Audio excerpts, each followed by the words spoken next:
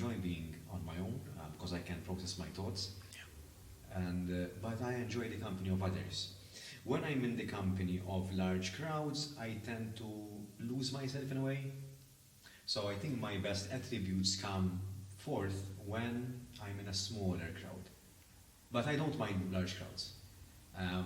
On the contrary, sometimes I enjoy being in a large crowd because this might sound a little bit weird, but I enjoy losing myself in the crowd and sort of be in that moment. Sometimes I don't have to be. So I'm present, but I don't have to play a role in whatever is going on. It's good to switch off and not be switched on all the time. But for me, sometimes I want to be in the company of someone or a group of people, but sometimes I want the company of my own self, you know? Yeah. About you.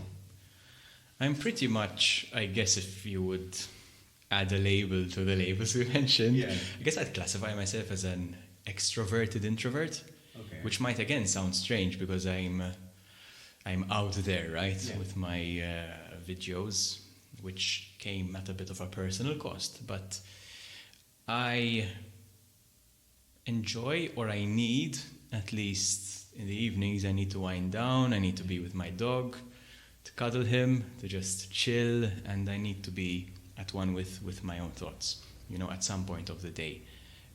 Although people would think I'm, you know, more extroverted, I like a balance of both, but if I had to choose, I would probably choose the company of myself, I'm not saying that in a patronizing way in any way, but I like the quiet and the solitude, with my dog, of course, or in a small group, a one-to-one or a two people or three. I think, I wouldn't say crowds overwhelm me, but if I had to choose, I prefer a more intimate type of, you know, communication, which probably then has the adverse effect of being so intense sometimes that you'd need downtime, you know? Positive, 100%. If you ask me that question, I think I would prefer to be in the company of someone rather than on my own, as long as the person gives me that alone time from time to time. So if we're stuck in a room, just give me a corner so that I can, for a couple of minutes and every day, or you know, some space where I can formulate my thoughts. But I prefer, if it's the end of the world kind of question, you know, I'd prefer to be in the company of someone, but as long as the person gives me space and time whenever I need to. Oh yeah, 100%. I'm with you there. So, but yes, if you're with someone, so something which happens to on a day-to-day basis, if you're living with someone, family, romantic partner, whoever, I think finding that space, your own space at home, or even in a time format, it's very healthy. Yeah. Because even if we're two individuals living together, we are two individuals living together. Yes.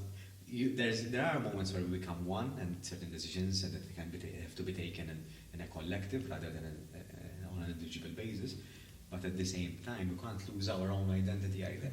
100%. We are our own individuals, and we should cherish that too as well. Yes, I agree. And my job can be a bit solitary very often. So I would, for example, present a workshop to a business client where there'd be 20 people, and then I'd be alone for 2 days. Yeah. Well, with my dog. So that can be a bit not overwhelming per se, but it can imbalance you slightly, you know. So sometimes it's good to have these one-to-ones, these check-ins, or this person living with you to keep you company, right? To balance out the big crowds, and you're always like presenting, you're being your professional self, and then to unwind and being your personal self with someone or a couple of people. So yeah, I guess it's lonely in a different way. My job today is lonely in a different way because I am the first and last line of defense, literally. But when I was in my corporate job, I was in a senior management position, and I had a team of around 8 people. Okay. It was lonely in a different way because you are trying to give or be the example, be the figurehead for a team. At the same time, you're trying to handle pressures from above, the side, and below. And there goes your front again, right? So it was lonely in another way. Probably more draining, because now I can if I want, I wake up at 5 a.m. and I just bite the bullet and do it. So it's being freelance has its own different challenges. But I enjoy it. As long as you enjoy it, that's good. I really like teaching and lecturing and giving corporate training, because when I feel people engage, that there's that magic created, right? 1 + 1 = whatever, 5 or 6. As long as they engage, and if they don't engage, then I make sure they engage. Somehow they always engage, at least. But the message here is that, going back to what you said earlier on, is that whatever career path you choose, or what you're choosing, a type of battle you fight, if we're to make it a little bit more dramatic, no road to success, whatever that means to you, is easy. Either you're doing a 9-to-5 job, and there's nothing wrong with that, otherwise there's no economy, so there's but if you have a freelance spirit, if you have an entrepreneurial spirit, then that's good. But it does come down those struggles as well. So it's not, there's no fairy tale in either path one picks. And I'm conveying this message because I know that we are on social media, and social media is frequented by young people as well, who might be at this stage in their life where they need to make a choice. And sometimes it happens with the choice that you make for your career, but it can happen when you're 15, it can happen when you're 25, it can happen when you're 50. Nothing wrong with that. So I very much similar to you, I work with many youngsters, and my message has become, follow your heart. There is no right or wrong path. You will do what you're meant to do, in some way, shape or form. Just follow your heart, do what you enjoy doing, and that will lead you where you need to be.